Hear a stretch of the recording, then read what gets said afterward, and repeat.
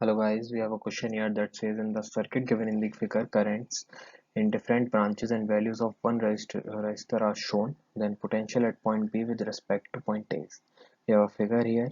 We are given that like we have currents in different branches, several branches, like A has 1 ampere and CF has 2 ampere, like AF has 2 ampere actually, and we have given resistance of only one branch, that is CD, and that is 2 ohm.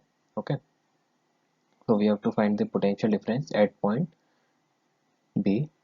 At point B, okay, sorry, now at point B with respect to point A. Okay, with respect to point A, that is our VA minus VB. So we just have to apply KVL.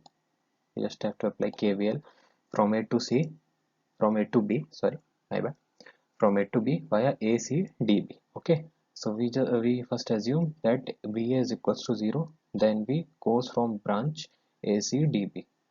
Okay, so VA plus 1.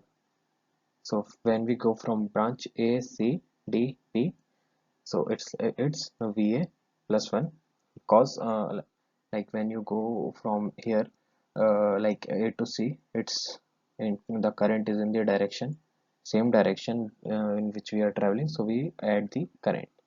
Okay, VA plus 1, then we go C to D, the current is in then we get 2 ampere and the current is 1, so we multiply it and we add the, so what is the value? 2 into 1. Okay, so we get 2, then we add 2. Okay, then we travel D to B, so the current is in the opposite direction, so we subtract 2, and it is all it is all equal to VB. So when we simplify this, we get 1 volt value of VB. So the correct answer is 3. Thank you guys.